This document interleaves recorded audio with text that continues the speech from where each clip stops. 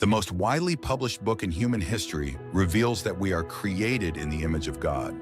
Throughout our human journey, each encounter is an opportunity to see the shared humanity in ourselves and others. Regardless of one's views on religion, each experience and each story weaves us together towards a common path of transformation, a process of growth and understanding, a recognition that, at our core, we share a common destiny. What does the search for truth really mean in our lives? How can we find a sense of unity in a world so diverse and divided? As we reflect on these questions, we start to uncover a fundamental connection that binds us all beyond our differences. Welcome to Created in the Image of God, Building Vibrant Communities, with our host, Wade Franson. Today's episode is Independent Investigation of Reality. Good morning, everyone. It's Wade Franson. I'm in the studio with a returning guest, Mehrtash Olson. I first learned of Mehrtash when he wrote a paper in the heat of the COVID situation, in which he asked certain questions and shared certain data and information that questioned some of the overall approach back when it was not fit and right to do so, to question anything. That immediately gave him a high degree of credibility in my eyes for this Baha'i principle, which is the independent investigation of reality. Mehrtash and I are both Baha'is. This show is airing Sunday morning on a number of channels, including the Baha'i Clearwater channel. And in the Baha'i community, there is no clergy. We do respect government. We do respect institutions. We have a lot of respect for higher institutions, for those who are working together for global unity, global policy, participation in the United Nations and high-level non-government organizations and organizations like the World Health Organization. One of the first people that I met when I was being introduced to the Baha'i community out in California was a gentleman who works for the World Health Organization. And in I think, epidemiology and its application in foreign countries and so on and so forth. But at the bedrock of the Baha'i faith is this principle of independent investigation of reality. And on the subject of vaccines, climate change, other sort of modern big science topics, the Baha'i faith and its institutions defer to science and ask that we independently investigate and make decisions based on those whom we trust within those establishments, trusted sources. Therein is the rub. Different ones of us have different perspectives and might trust different experts, might trust different research disciplines, might trust those pursuing the answer to one hypothesis and trust a little bit less somebody who has a different vantage point and is pursuing a different hypothesis. Increasingly, we're all becoming aware of something called the medical industrial complex and becoming aware of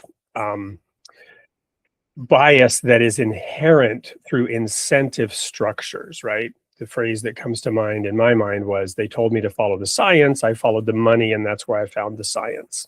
So science is an emerging discipline. It's still relatively in its infancy, and we all have to participate in it. We're all part of it, and we all have to independently investigate.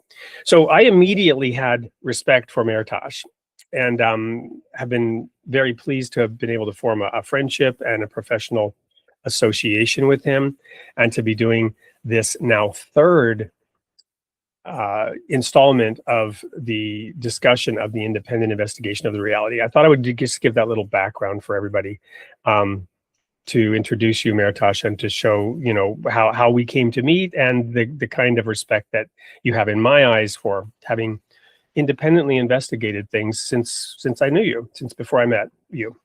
Welcome to the studio, Mehrtash. Wade, thank you so much. As you know, the feeling is mutual. And I'm so impressed with everything that you're doing on this end. And as always, I'm grateful to have this time to explore with you religious teachings, ethical principles, and to consider how we might apply some of these teachings and principles to some of our current circumstances. And in terms of your specific background, you basically present yourself as a researcher. How long have you been dedicating a large portion of your time to just research? It's been basically, I would say, probably starting from the COVID years until now. And so I would say, what is that, about 5 years or so, looking into different journalistic trends, learning about independent media as distinguished from corporate or legacy media, let's say, looking into historical circumstances that led us to where we are today. And so that's been a deep interest of mine at this point in my life, last 5 years. And you're about to mention something about Baha'u'lláh before I ask that. Yes. Baha'u'lláh said that it is incumbent upon every man of insight and understanding to strive to translate that which hath been written into reality and action. Translate religious principles, ethical principles into reality and action. Apply spiritual teachings in material life. And so, well, what is going on in the world these days? What situations are signaling that there is a need for a renewal of ethics and morals? In the context of current events and news coverage, and in the context of the relationships connecting the individual, the community, and institutions, one of the trends that I've been monitoring is related to the freedom of belief, the freedom of expression. Related to that, it appears to me, there is a totalitarian trend that is gathering strength in lockstep throughout much of the world. Especially noticeable, I would say, in Western countries where we might have assumed that freedom of belief and freedom of expression are a given or a foregone conclusion. In a previous stage of my life, I would have assumed that the US Constitution put us historically in a new place with regard to protections of belief and assembly and expression, that we weren't going back to the despotic behavior of the past before that, that other countries might also be on this trajectory inspired by our Constitution. But in recent years, I have noticed serious efforts to censor speech on certain topics to prevent the authentic grassroots mobilizing of citizens in places like Brazil, Canada, the United States, Ireland, the United Kingdom, the European Union, New Zealand, Australia, and more. South Korea's president in November delivered a speech to police and civil officials there. He said that hate speech and misinformation spread on social media, and that these must be considered a crime that goes beyond the limits of the freedom of expression and must be severely punished because these things are a threat to democracy. And he is not alone. He is echoing what top politicians in so many other Western countries have said, the ones I mentioned a minute ago.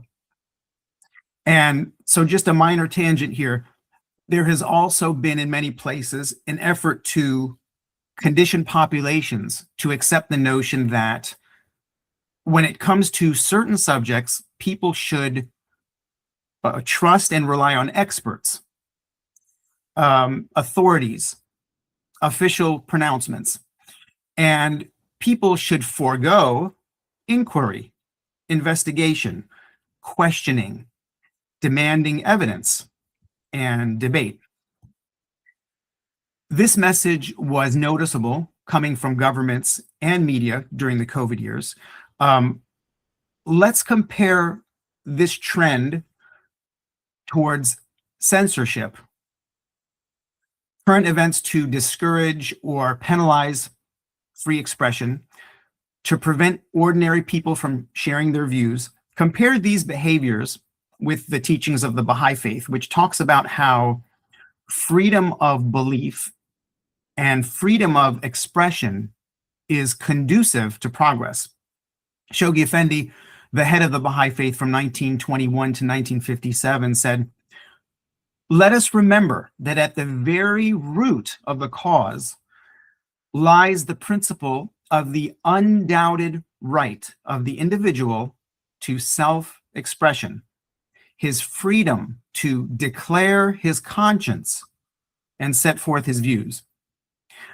Abdu'l Bahá, who was the head of the Baha'i faith from 1892 to 1921, said, "Just as in the world of politics, there is need for free thought, likewise, in the world of religion, there should be the right of unrestricted individual belief. Consider what a vast difference exists between modern democracy and the old forms of despotism. Under an autocratic government, the opinions of men are not free, and development is stifled. Whereas in democracy, because thought and speech are not restricted, the greatest progress is witnessed. It is likewise true in the world of religion. When free, you're still reading right now from the words of the Guardian, correct? This is the words of Abdu'l Bahá, correct? Well, okay, go ahead. Sorry. When freedom of conscience, liberty of thought, and right of speech prevail, that is to say, when every man, according to his own idealization, may give expression to his beliefs, development and growth are inevitable. So, in free societies, there is a contest between different ideas. People evaluate what they are hearing. They respond to each other. The conversation evolves and matures, and people identify the valuable concepts or ideas that emerge from this examination. When ideas are stifled, when speech is censored, we are left with whatever narrative has been promoted by the powerful and wealthy factions that possess the resources to control thought. This is totalitarian. And when I look closely, I notice this is on display today. What's more, various powerful entities are working in concert with one another to impose and reinforce totalitarian trends. This top-down control of individuals and communities. I'm seeing totalitarian signals from national or state governments, global level organizations, even local institutions like. May I pause you for a moment? Don't lose your place, but I want to take a half step back and unpack a couple of things. Sure. The Baha'i faith is completely nonpartisan. We do not get involved in politics. We don't support the party on the right, the party on the left, the movement on the left, the movement on the right. We independently investigate. And I want to come back to something I said earlier, that the Universal House of Justice on the Baha'i faith has specifically sent letters out on the issue of climate change and COVID. And in both of those letters, they mention that Baha'is and the institutions of the Baha'i faith may engage in these topics, and that certain institutions of the Baha'i faith may even express certain views. But they stipulate that the Baha'is are under no obligation to conform to those views on those topics, because they are not derived directly from the writings. That is through independent investigation into science as to exactly how climate change is or isn't unfolding and what its causes are, as to how effective vaccines are in this, that, or the other application into this, that, or the other population or age group or situation, whatever. It's complicated. And as the institutions of the Baha'i faith begin to express themselves with various views, the Baha'is themselves are under no obligation to conform to those views, period. No obligation. In other words, independent. So all of this flows directly from the words of Bahá'u'lláh, actually, and I'm going to read the second hidden word. O son of spirit, the best beloved of all things in my sight is justice. I'm going on a slight tangent here. In the letter, the 2002 letter from the Universal House of Justice to the world's religious leaders, they talk about how some of the teachings of Baha'u'lláh, particularly the social teachings, have been adopted by the world. Teachings on the equality of men and women, teachings against extreme forms of nationalism in favor of viewing ourselves as a global community, a global society, one race, one planet, that view of oneness, and then views on racial prejudice. And they say in that letter that these three challenges, problems, opportunities have been fully adopted by the world as it exists today.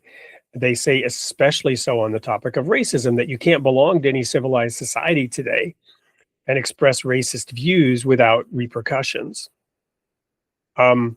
Which is why, to your point about hate speech, why the world is acting now aggressively to squelch and censor what they call hate speech, exactly because they have adopted an understanding of these teachings. And so I pause there and bring that in because this says the best beloved of all things in my sight is justice. And we even have a term for it now. It's called social justice. It turn not away therefrom, from justice, if thou desirest me, and neglect it not, that I may confide in thee. God confides in us, and this is the second hidden word. He confides in us based on the first hidden word, which is to possess a pure, kindly, and radiant heart, that thine may be a sovereignty, ancient, imperishable, and everlasting. We filter our thoughts, our beliefs, our views through the Word of God, or we use the Word of God to filter our beliefs through, and they come out purer, cleaner, better. And we focus on justice. But then he says, by its aid, justice, true justice, thou shalt see through thine own eyes and not through the eyes of another, and shall know of thine own knowledge and not through the knowledge of thy neighbor. Ponder this in thy heart, how it behooveth thee to be. Verily, justice is my gift to thee, and the sign of my loving kindness, set it then before thine eyes.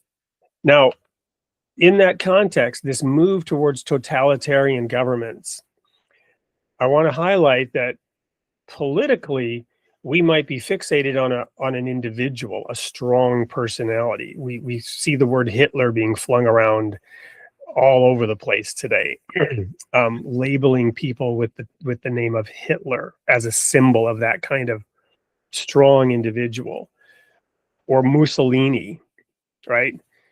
But we could also use Stalin and Pol Pot, because the real authoritarian regimes of the last 200 years have not been in the West.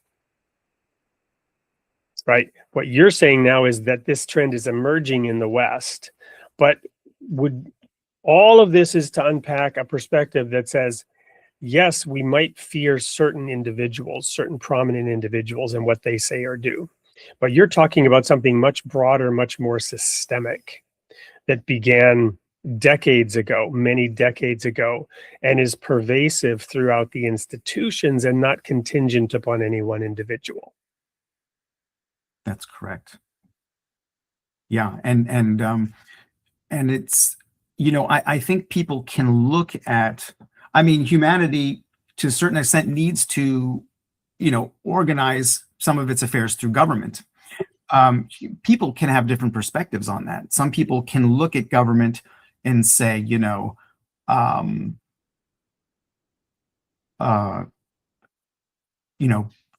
I have kind of God-given rights and government helps protect those. Or someone can have a different perspective and believe that my rights are given to me by the government. And when we tip into that direction, that becomes a dangerous thing, So to put it in, that into context of real life examples, if you go in your local area to your district school board meeting, or if you go to your county council meeting and you notice that you are given such a brief amount of time to express yourself as to, effectively thwart democratic processes, if you see that people are being prevented to speak in these places, some people might just think, well, that's the government and I'm just an individual, and institutions have power. And so that's just how it is, and I have to content myself with that. And I think another way to look at it is, how important it is for the individual to exercise initiative and to attempt to make a difference, and to kind of encourage, free speech, the expression of beliefs. Dare we say minority views? Yeah, minority views, consultation, rather than preventing voices from speaking. And so I can, share with you more after the break about, kind of specific things I'm seeing that demonstrate collusion between even different governments to censor citizens, why we should be aware of that and why that should concern us. Thank you for giving the segue into the break, because that's perfect timing. We'll be right back. Don't go anywhere. We'll be having more of Mehrtash Olson on the independent investigation of reality here on Created in the Image of God. They said information would set us free. But what if it became our leash? In an age where media, power, and profit shape the very truth we see, Mehrtash Olson invites us to look deeper, to question the systems that trade freedom for control, and to remember that discernment is sacred. Freedom for sale, at Created in the Image of God. Welcome back to the third installment of Mehrtash Olson on Created in the Image of God, talking about the independent investigation of reality. A little pre-announcement. There will be one more in this series, and then Mehrtash will be rolling out an educational program on a different platform that we're working with. More about that at the end. I want to tee this next segment up with a historical figure, David, King David. Yes, that King David, the King David that established a throne which Jesus would sit on at his return, the throne of King David. This is biblical prophecy. What's fascinating in this context is Samuel, the divinely appointed judge of Israel, who was the spiritual guide and leader, came to God and said, the people now want a king. What should I do? And God said, they have not rejected you, Samuel. They have rejected me, that I should not rule over them. Give them a king, but warn them this is what's going to happen if you have a king. Now, this is fascinating in light of the recent No Kings movement here in the US. So Samuel went and told the people, you don't want a king. If you have a king, he's going to do this, that, and the other thing, and you won't like it. And they said, oh, but we do want a king. We want to be like the nations around us. So Samuel went and anointed King Saul. And King Saul was humble at the beginning. And God worked mightily through him to conquer their enemies and build a great nation. But King Saul lost sight of where the power came from. He began to believe in his own might and power because he was actually a big guy, strong guy, a great military leader, had a lot of talents and abilities that were nascent that God saw. And he lost sight of the fact that it was all God. So then God tells Samuel to go anoint David as the next king of Israel, while Saul was still king. In Saul's eyes, this amounted to treason because he saw himself as being above the law of God, above Samuel. He began to believe Samuel was a treasonous figure who was now forming an insurrection, even though God had anointed David as the next king. Now, this is interesting from a number of perspectives because God sets up the kings and takes them down. He says that very clearly. I am the one who sets up a king and takes them down. And we're told to submit to the authorities that exist. So God does what he does for purposes known to him. And our lot is to submit to the rule of law and authority and trust in God. And he says that Baha'u'lláh says, except to speak well of them, make no mention of the kings. And this is something that Baha'is might sometimes be tempted to violate, but should never violate the words of Baha'u'lláh. Except to speak well of them, make no mention of the kings.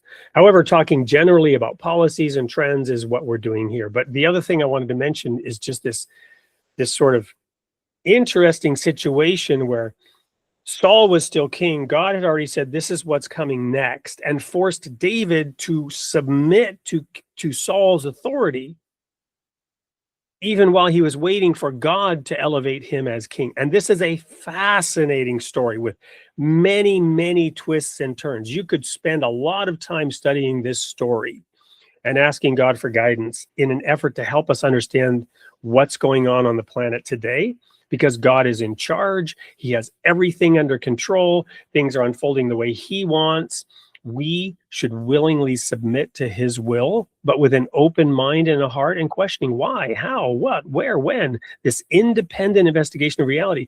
Because what this represents, David and Saul, is progressive revelation of God, progressive movement towards a better, improved system, but also, interestingly, simultaneously, the forces of integration and disintegration happening side by side. I just wanted to put that context out there as we look at the last 100, 200 years of unfolding civilization.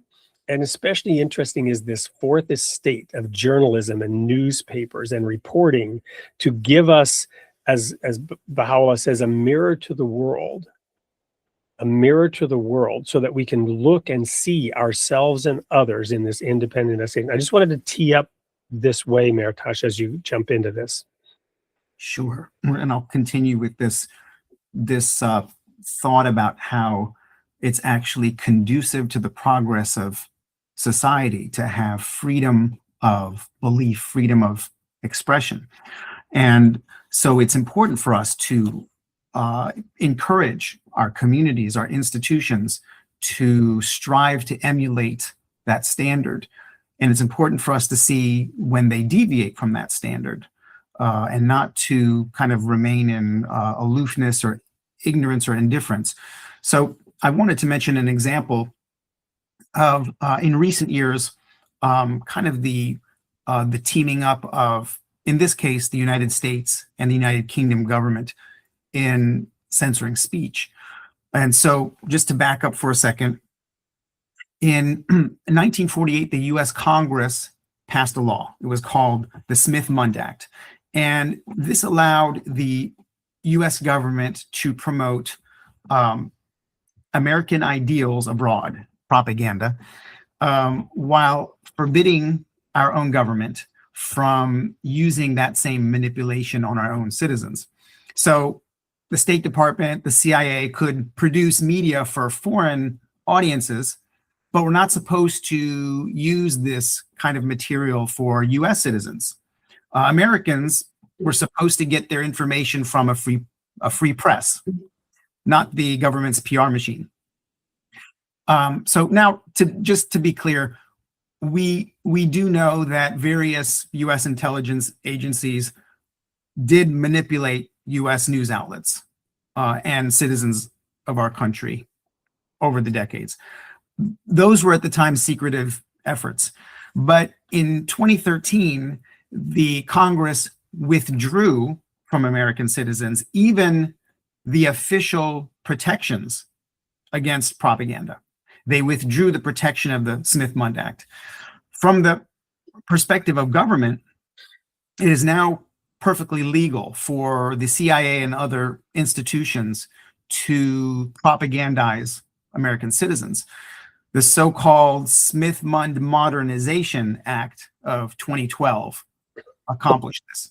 So the US government now freely directs its information operations, or propaganda, at the American public. The government has built an entire infrastructure for managing domestic narratives. The Global Engagement Center inside the State Department began funding counter disinformation campaigns at home. They created the Disinformation Governance Board. There might be a listener out there that remembers Nina Jankowicz was appointed chief of the board. She became infamous for looking into a video camera, singing lyrics about misinformation to a Mary Poppins tune, and then posting this video clip on social media. So the video clip went viral. It alarmed a lot of people. It kind of this flippant, gleeful idea of censoring people.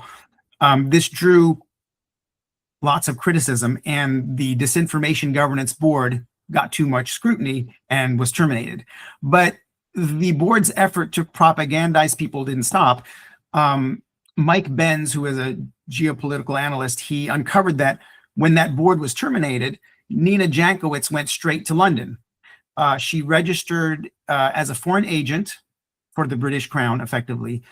She worked at a USAID-funded, London-based censorship unit called the Center for Information Resilience to psychologically inoculate citizens against supposed misinformation online, or in plain speak, to control the narrative. So this kind of collusion involving various governments is routine. For instance, Australia, Canada, New Zealand, the United States, the United Kingdom, the major English-speaking countries of the world, have collaborated closely on gathering and sharing intelligence since World War II. They share information and resources with each other to monitor communications and other data. Historically, the purpose of this was for national security. This alliance is known as the Five Eyes, if you've heard that term. However, over time, the alliance has expanded its scope to include controversial surveillance programs targeting citizens. This was revealed by leaks like those from Edward Snowden. Congressman Thomas Massie from Kentucky recently introduced a bill to repeal the 2013 law to overturn the Smith-Mundt Modernization Act in order to once again make domestic propaganda officially illegal. We'll see what happens. Sometimes, good law-abiding people say, why should I be concerned that the government is monitoring speech? I don't engage in hate speech or inflammatory speech. I have no worries for myself. Let the government listen. I'm concerned about radicals. I'm glad that the government is spying on citizens in order to zero in on inflammatory speech, hate speech, find out how to stop hate crimes or terrorism or whatever. So I'd like to talk a little bit more about the importance of free speech. When I look closely, I notice that practicing free speech and questioning authority are at this time characterized in much of the press as controversial or irresponsible behaviors.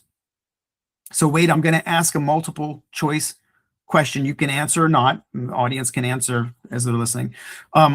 Last year, 10,000 citizens were arrested for their social media posts in which country? A, China, B, Russia, C, North Korea, D, the United Kingdom.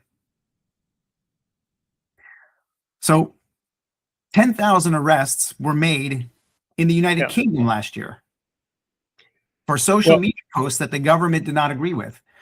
Not in so-called communist countries or a dictatorship. Well, allow me though to maybe center this discussion.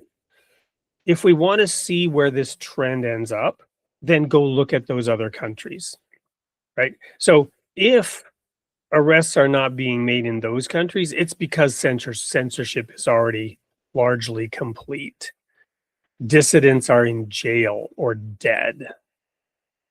So I love the sort of sensationalism of this is happening in the UK. But what I don't like is the implication that the West is worse than these autocratic governments. You follow me? In other words, instead, we are following in their footsteps. They were the leaders. They were the leaders in censorship. The methods were pioneered and perfected in some of those countries. In the US, perhaps perfected in other ways, and in the Western countries, perfected in other ways, because freedom does allow you to be more successful as a nation in the long term, right? But I don't want the characterization that the West is worse in these things than the Soviet Union, China. You follow me? Rather, we are following in their footsteps now. Is that fair? That's fair. We don't want to end up there. We want to course correct now. Exactly. So, to notice now what is happening and to understand because the enemies of the US use this and many other facts to mirror back to us that we are more evil than they are, as part of a campaign to destroy the bastion of freedom, which is also destroying itself through these methods that you're outlining. So it's fifth generation warfare with our enemies and also within. Yes. Yeah, so let's look at this idea of malinformation, which got these 10,000 people arrested for social media posts in the United Kingdom last year. Everybody's heard of misinformation. That's when I ignorantly say something inaccurate unintentionally. It could mislead people. It's misinformation. You've heard of disinformation. That's when I spread a lie on purpose. Some people might be deceived, and that was my intention if I'm spreading disinformation. More recently, a new phrase was coined. That's reassuring, because I was accused of spreading misinformation. At least I wasn't accused of spreading disinformation or malinformation. That's encouraging. Anyway, go ahead. Good. Yeah, so this is a new phrase, this malinformation. So malinformation is when I say something factually correct, not misleading, not disinformation. But malinformation is often inconvenient to some influential faction. And now the power apparatus moves in to retaliate against the truth teller. Malinformation is the term they give to truthful but inconvenient information. So 10,000 people arrested in the UK last year, basically for malinformation, true stuff that the government wanted to censor for one reason or another. So the sharing of truthful information is under steady assault across the world today, because it risks upending narratives that ruling powers or vested interests strive carefully to cultivate. That is why you will witness the principles of free speech and questioning authority being demonized sometimes in the media. And we'll notice efforts to censor certain topics or certain voices. And of course, sadly, many citizens tolerate and even endorse this policing of speech because propaganda has convinced them that censoring and marginalizing certain voices or groups or topics is warranted. And once again, just juxtapose that with what Abdu'l Bahá said earlier and Shoghi Effendi about how important it is for the individual to be able to express themselves. So when institutions or media label speech with terms such as misinformation, disinformation, malinformation, you have to be careful. These terms are often used not in a sincere way, but instead to smear truth tellers and to stop inconvenient speech that bothers power centers. A real life example that I had mentioned once in conversation with you, Wade, was that early in the COVID era, Jay Bhattacharya, a Stanford professor, joined with some colleagues to propose a strategy of focused protection for vulnerable people, such as the elderly or the chronically ill, while allowing the rest of the population to live normally and to achieve, herd immunity, and opposing the idea of widespread lockdowns and the closing of schools, say. And this view was considered or portrayed as contrarian in media coverage at the time. It led to accusations from some media outlets that Bhattacharya was spreading false information. To his credit, Bhattacharya did not back down from that debate, despite the media smears characterizing him as being part of some fringe minority outside of the so-called scientific consensus. So in one public discussion that I saw, Bhattacharya highlighted the historical importance of scientific dissent, citing the example of Francis Kelsey, a U.S. Food and Drug Administration scientist. The story of Dr. Kelsey is that in 1960, the William S. Merrill Company proposed the use of the drug thalidomide for pregnant women to combat morning sickness. At the FDA, Dr. Kelsey was assigned to review the application. She was known for her meticulous approach. She noticed that the application lacked adequate evidence regarding the drug safety, despite being pressured by the Merrill Company, to quickly approve the drug for use in the U.S. Dr. Kelsey did not back down, and thank God for that, because it was later learned that thalidomide was linked to birth defects. So Dr. Kelsey's efforts helped save countless American babies from the effects of thalidomide, and it also led. But this was used in other countries, and many babies were born without limbs. Yes, it's terrible. And but her standing up also led to significant reforms in drug regulation in the U.S. And so as a consequence of all of that, she was awarded the President's Award for Distinguished Federal Civilian Service by President John F. Kennedy. Freedom and liberty, encouraging investigation, encouraging free speech, these things build up society. By contrast, when you have heavy institutional control, powerful vested interests, propaganda, these things might lead to the enrichment of a particular sector or faction, but they also cause errors and destruction. You can't. Let's go ahead and pause there. If this is a good time to pause and go to a commercial break. But I want to conclude this segment with a famous poem that many of our younger listeners may not have ever heard. The poem was originally in German, Als sie kamen, habe ich geschwiegen. I want to preface it, though, by going back to this whole Bhattacharya. Guess what? In Sweden, you're wearing a blue and yellow shirt. My name, Fransson Olson. We're Swedes. We're Swedish heritage. Sweden took a different route. They followed the recommendations, maybe not directly, but the same approach advocated by Dr. Bhattacharya. And guess what? Swedish society didn't implode in the long run. I don't know the exact data, but their statistics were, equal or better than what happened elsewhere around COVID without all of the debilitating effects of locking down the entire country. So that's worth going in and independently investigating, because there was an instance of doing it differently. But I want to conclude this segment with this poem, First They Came. Now, this is about the Holocaust, which those spreading malinformation, disinformation, and misinformation today are denying ever happened, denying that 6 million Jews were brutally murdered in various ways over the course of the pogroms. That started in Russia, frankly, but spread throughout Europe, and then under Hitler had their fruition in the concentration camps and the horrors of World War II. And I have visited those.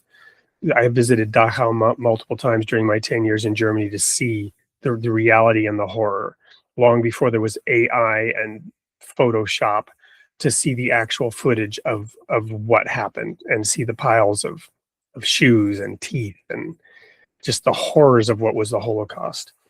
First, they came for the communists, and I did not speak out because I was not a communist. Then they came for the socialists, and I did not speak out because I was not a socialist. Then they came for the trade unionists, and I did not speak out because I was not a trade unionist. Then they came for the Jews, and I did not speak out because I was not a Jew. Then they came for me, and there was no one left to speak out for me. Today's targets might be different. We might not be targeting the communists today. It might be the communists targeting other people. We might not be targeting the socialists today. It might be the socialists targeting. This is a human tendency. Whoever's in charge, whoever's in power, they don't want to relinquish it. You've heard the phrase, power corrupts, and absolute power corrupts absolutely. This independent investigation is a safeguard, among other things. We'll be right back with more of Mehrtash Olson. Don't go anywhere.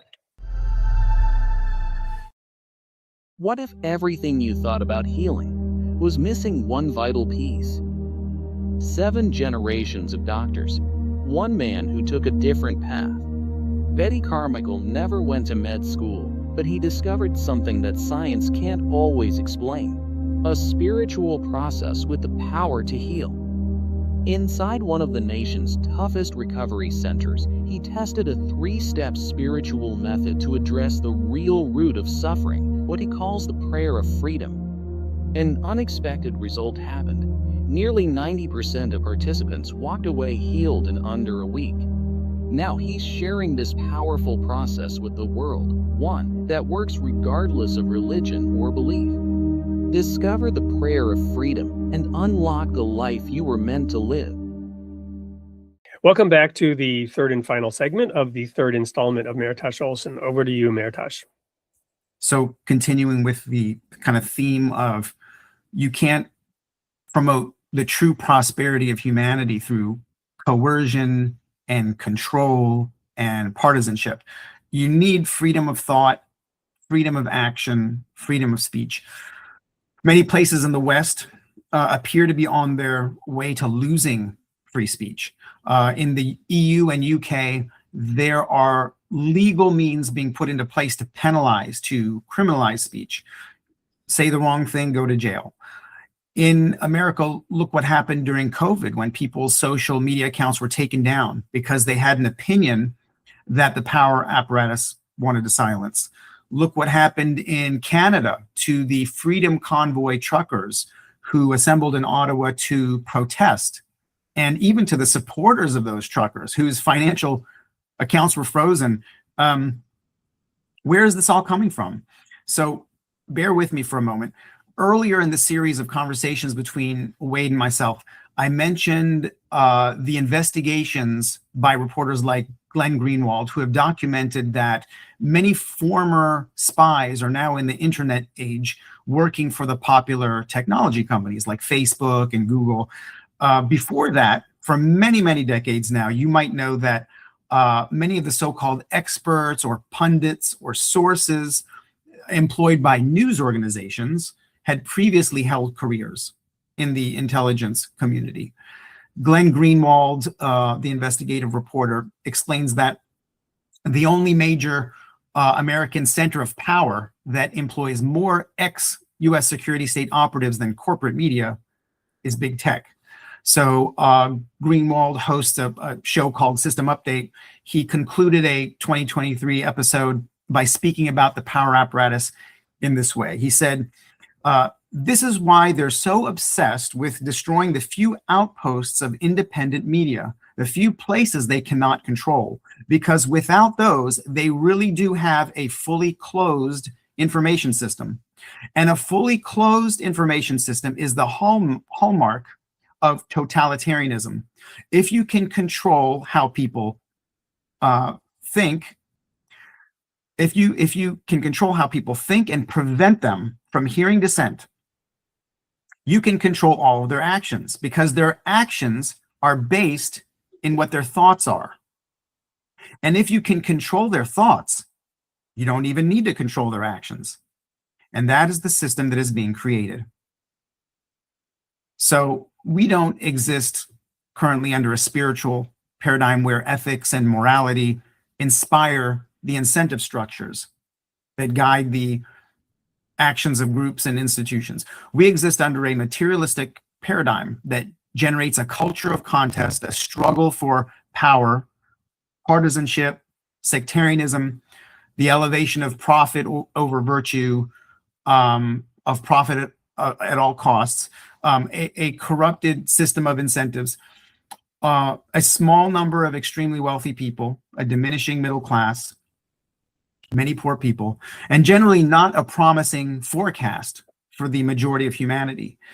The advancement of society will not come from government, I don't think. It will not come from materialistic corporations. If people do not work to strengthen ethics, to establish a new moral framework, to promote individual spiritual transformation, then we are left with the incentives and impulses of this outworn current paradigm, a contest for power. Well, to me, what's almost most disturbing about this is, go on a slight tangent very quickly. When I was kidnapped and taken to Sweden, I learned that in Sweden, they had laws protecting children.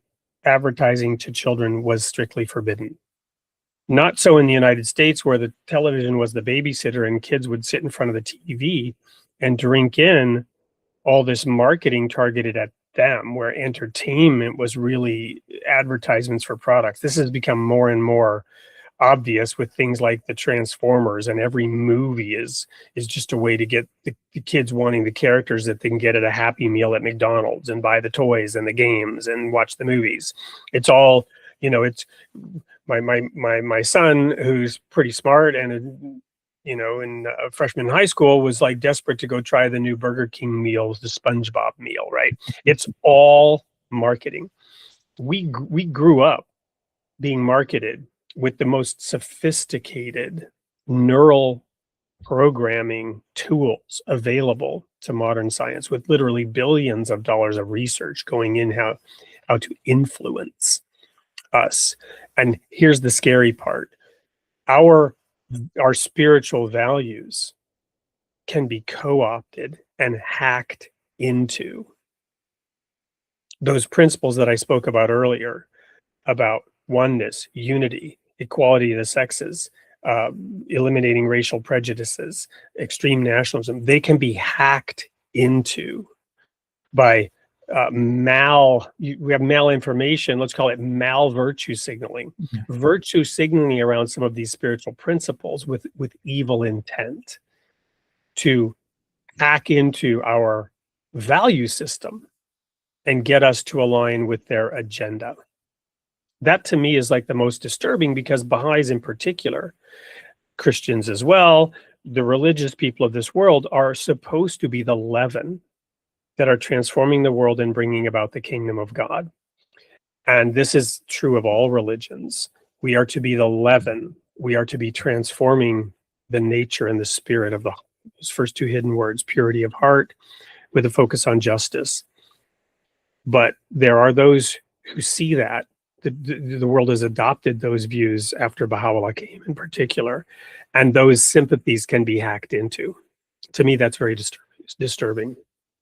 And I frankly, I see it happening all around me, to really discern, to really truly focus on justice God's way, so that he may confide in us and guide us through that still small voice to the independent investigation of reality. There has been a lot of behavioral modification going on. And when you look under the hood, it's alarming, as you're talking about. You peel back the layers. One of the main things that has been reinforced to me in my examination of the news cycle is how important it is to remain skeptical, to remain neutral when observing current events. Remember to think of unity first in any controversy, because so much of the news cycle is sensational, it's controversial, it's divisive, and we can easily get sucked in to various narratives. I just want to, maybe I should close out, the next couple minutes. I'd like to say something about unusual about this whole Charlie Kirk incident, the shooting of Charlie Kirk. I want to talk about the circulation of the video footage from his murder. This observation was brought to my attention by Cheyenne Hunt, who is the executive director of Gen Z for Change. So Cheyenne Hunt pointed out that an organization called the Global Internet Forum to Counter Terrorism has been active since 2017. So that forum, it includes 24 tech companies, you can name all of them as members, plus government, civil society, academia. These different entities collaborate ostensibly to combat online terrorist content. The forum members, they share data with each other about content that violates community guidelines in order for the various members to be able to move in unison across their different platforms and take down anything that is deemed to be dangerous or inappropriate. There's a systematic way for worrisome content to be automatically taken down everywhere. And this has been in effect since like 2017. So for instance, if the Taliban is going to behead someone, they're going to video that and try to spread the video clip on social media and the internet. This global internet forum would immediately prevent the content from getting around, apply their various filters and algorithms, and take it down across all these sites: Facebook, Instagram, Twitter, X, you name it. Why did this not happen with the Charlie Kirk assassination footage? Why was the graphic video footage of that incident available on every platform? To this day, I think you can still find video clips of that shooting, which occurred way back on September 10. Apparently, all of these tech platforms can adjust their algorithms to instantly take down current and future uploads of this shooting. What would be the reason that video clips documenting such an alarming event could be permitted to continue to circulate? So Cheyenne Hunt says it seems that someone, some entity, wanted you to see the footage of that shooting over and over, as many times as you wanted. What was the reason for this? Was the Charlie Kirk shooting footage permitted to circulate on these platforms to keep users online so that apps could serve up more advertisements to keep making money? Was this footage allowed to circulate in order to generate controversy and contention so that political operators could use this controversy as justification to go after their ideological enemies? Was this footage permitted to circulate in order to foment culture wars between groups and individuals with divergent viewpoints? Was this terrible footage being used as a decoy when our minds become engrossed by what is being served up by the 24-hour news cycles, like controversies related to a public figure, such as Charlie Kirk? We are likely less cognizant of some other event or reality that perhaps powerful interests might be trying to conceal. I don't know that we have enough evidence yet to figure out why this forum, this conglomerate of corporations and government, allowed the Charlie Kirk shooting footage to continue to circulate for months or weeks or even merely days, when they had the ability to take down that content immediately. But for some reason, this was permitted to happen against all norms and rules and explicit agreements that ordinarily would have prevented something like this. Remember what reporters like Glenn Greenwald and others have documented, that the industry which hires the largest number of former intelligence agents is big tech, which created the global internet forum to counter terrorism, the forum that takes down objectionable material from the internet, which for reasons unknown to me declined to take down the Charlie Cook footage. There are people who want to debate whether it was a lone gunman that killed Charlie Kirk or whether a group collaborated to do it. There are people that argue whether Charlie Kirk was doing important work. Whether or not we are concerned about this subject, we shouldn't let ourselves get drawn into arguments or controversies about this. Stay neutral, stay skeptical. We don't always know why things happen. There is a battle for the mind of the citizen. Some people refer to it as fifth generation warfare. NATO refers to it as cognitive warfare. We have to remember on a daily basis to think of unity first. The Baha'i faith says unity is the most pressing necessity of the modern age. A house divided against itself cannot stand. And we must remain neutral and skeptical of everything that is presented to us, because there are a lot of destabilizing things that are presented to us through the media and technology platforms that are damaging to our spirit and to our connection with others. The true prosperity of humankind is built on virtue. Baha'u'lláh said, truthfulness is the foundation of all human virtues. So find sources of information that strive to tell you the truth. If you look at the top of my Twitter page, you'll see a list of reputable independent journalists that are accountable only to their readers, not to corporations and government. So that's what I'd like to end on. Awesome. Thank you so much. I want to introduce one idea here at the end. I know we're out of time really, but historically, traditionally, and in all religions, including the Baha'i faith, there's reference to a being called Satan. And lest the Baha'is recoil in horror at me bringing this up, Baha'u'lláh, Abdu'l Bahá, the Guardian, Muhammad, they all refer to Satan in ways that indicate we should consider that he's real. In other words, Satan as a metaphor, as an idea, is used in order to, in my opinion on this topic, allow us to externalize and objectify that evil. Because we can go down so many conspiratorial rabbit holes and try to figure out who are the who's pulling the strings, who's the evil cabal.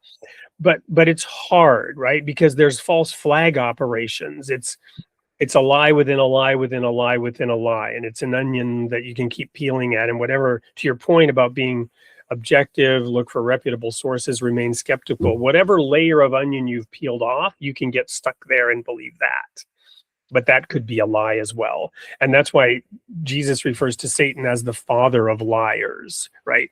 The whisperer in the Garden of Eden who said, oh, God doesn't want you to eat of that fruit because in the day you eat thereof, you will become like God, knowing good and evil.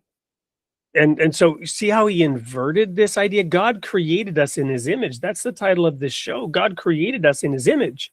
He wants us to know good and evil. Paul the apostle said strong meat belongs to those who by reason of use have exercised their senses to discern good and evil. I could unpack that for the Christians theologically as to how that flipped. In simple terms, Christ is the second Adam. He undid everything. He finished it. We reached a stage of new maturity in Jesus. The point I'm making here is, yes, be very careful going down into those conspiratorial rabbit holes. Just be a seeker don't believe you've uncovered necessarily the truth. I try to increasingly operate under what I call my working hypothesis. It appears right now that this may be the case, but not to become attached to those ideas and to begin spouting those ideas specifically as truth, right? To be a researcher as you are, Mehrtash, a seeker, each one of us seeking to see with our own eyes, not necessarily trying to convince everybody else of our viewpoint. We're all in this together. Unity is the key, and anything that tends to divide or point, at one people, one group as the source and the cause is counter to that purpose. That's why this sort of metaphor, this idea of Satan, is actually useful, which is why, in my opinion, Baha'u'lláh, Abdu'l Bahá, the Guardian, all referred to Satan in a verbal context as though there really is a Satan, because it's a helpful, useful metaphor to externalize and objectify these things and not be so attached to it. That's just my sort of opinion, open for discussion on that for sure. Mehrtash, we're out of time. Any final last words? No, been wonderful talking to you, Wade. Thanks so much for the opportunity.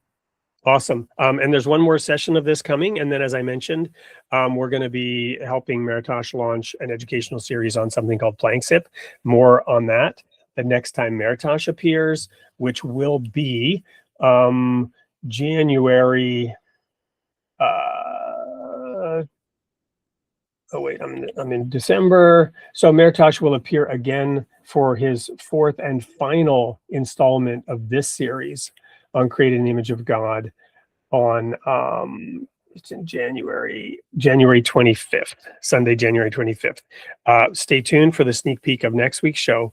And remember, you are created in the image of God, and God loves his creation. We'll see you next week. The birth of Jesus was heralded by angels praising God, saying, "Glory to God in the highest, and on earth peace, goodwill toward men."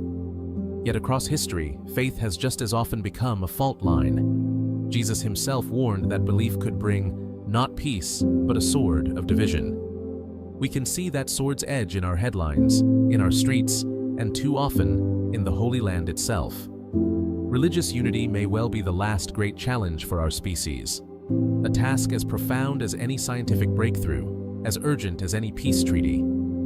The prophets gave us a picture of what that unity could look like. The lion lying down with the lamb, the Lion of Judah and the Lamb of God, strength and vulnerability, justice and mercy, sharing the same field without fear. Nowhere is that struggle more visible than in Jerusalem, a city where synagogue, church, and mosque stand within earshot of one another. A city of scars and sanctuaries, where division is real, but so is the possibility of a different story. That possibility is what theologian Ellen Cherry calls a peace proposal between Judaism and Christianity. Not just an armistice between believers, but a way for the traditions themselves to share God, so that God's world can flourish, not languish. On December 23rd, host Wade Frenson sits down with Ellen Cherry to explore how that proposal might become reality.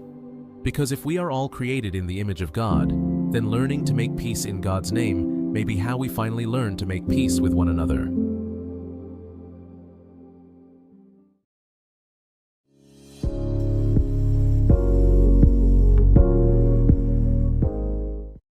Hey, welcome everybody. It's Wade Franson back with a sneak peek of next week's show.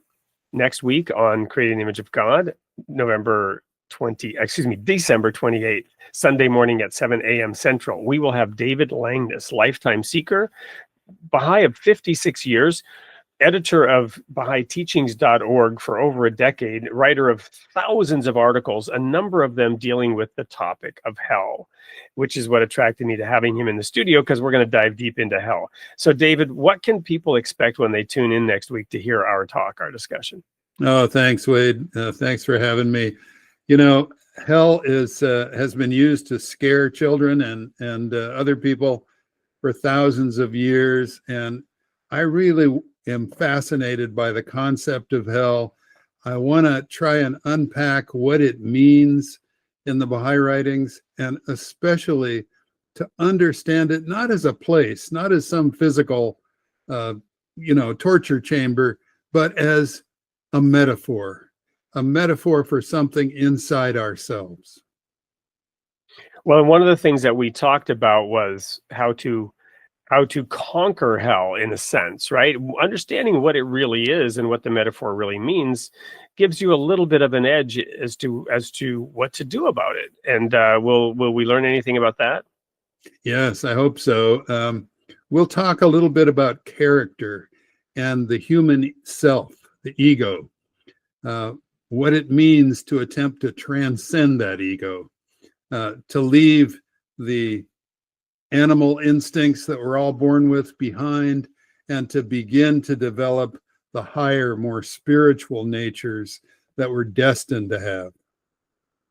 Wonderful. So you can see why you're not going to want to miss next week on Created in the Image of God with David Langness, 7 a.m. Central Time, right here on Created in the Image of God. We'll see you there.